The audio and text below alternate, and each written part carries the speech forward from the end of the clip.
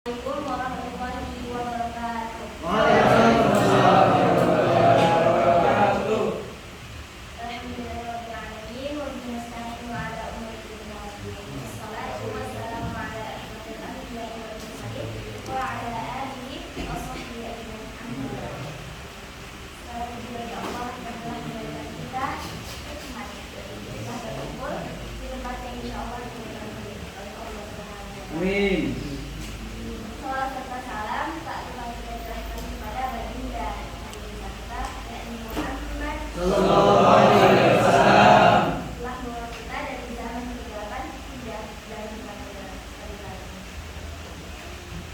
Sebelumnya udah tahu nama saya siapa?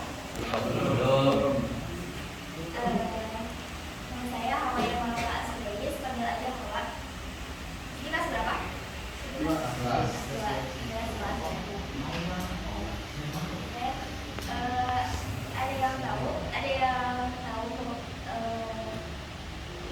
Apa makna dari zikir? Zikir dari kalimat zakara ingat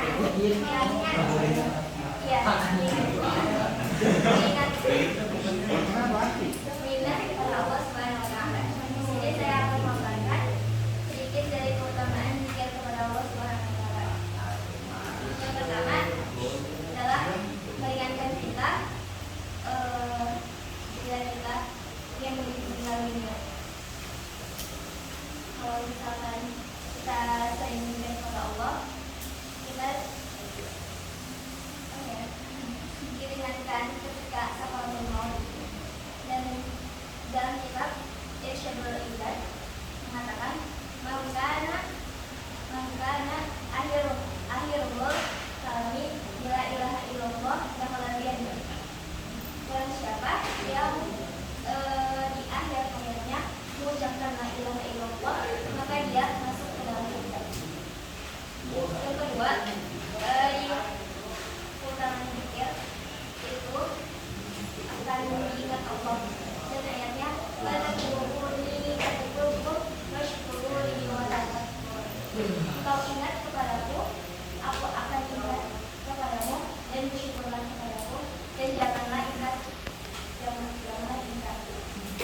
Dalam surat Al-Baqarah ayat 152 bagian kanan paling bawah. Kemudian yang ketiga adalah dihapus dosa-dosanya oleh Allah Subhanahu wa taala. Ketika kita sering mendawamkan zikir kepada Allah, kita akan senantiasa dihapus dosa-dosanya oleh Allah Subhanahu wa taala. Aku ada kisah Imam Abu Ya'la rahimahullah dalam kitabnya Rawdah Al-Mayyahin. Jadi ada sebuah raja, apa sih namanya? Ada sebuah kaum yang di dalamnya itu ada raja yang selalu berhak kepada Allah Subhanahu wa taala, yaitu menyembah selain Allah Subhanahu wa taala. Kemudian rakyat di dalamnya itu kayak udah marah gitu loh, kayak ini raja kenapa sih berhak kepada Allah. Kemudian sepakat nih bahwa semua penduduk itu bakal nangkep si raja ini. Kemudian udah tuh tertangkap menjadi tawanan. Kemudian sepakat lagi penduduknya bahwa raja ini dibunuh aja nih. Ternyata ada yang mengatakan jangan dibunuh. Akhirnya mereka sepakat untuk menjatuhkan raja ini ke dalam tempayan gede kayak baskom sih, kayak gentong gede. Kemudian di bawahnya itu ditaruh api kayak mau dimasak gitu loh, masak. Akhirnya raja ini udah ngerasa kayak panas banget gitu, udah ngerasa panas. Kemudian dia sebut Tuhan ini, Tuhan itu, kayak minta tolong sama Tuhan yang sebelumnya dia udah sembah, kayak Yesus Kristus gitu-gitu ya. Udahlah, ikutin semuanya.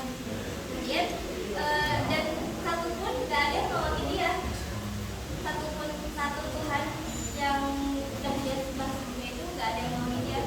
Kemudian dalam hati udahlah pasrah. Kemudian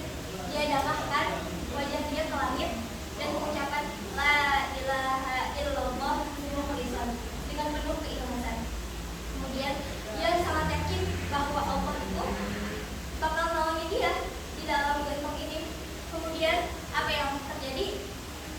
Hujan turun mematikan api yang ada di bawah gunungnya.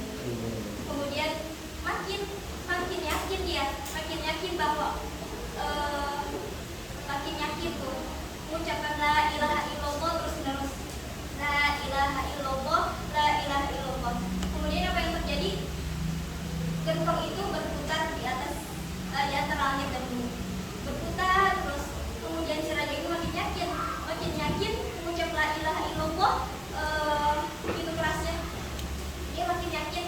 Kemudian si tempayan ini, gentong ini jatuh kepada suatu kaum. Kemudian suatu kaum ini menyadari apa nih yang jatuh dari langit gitu. Kemudian ada kaum itu yang nyamperin nih si gentong ini. Kemudian siapa kamu di dalam? Kemudian aku adalah seorang raja dari kaum ini. Kemudian raja ini menyampaikan bahwa aku ada masalah gini. Kemudian si raja ini tuh menceritakan apa yang terjadi, bahwa dia tuh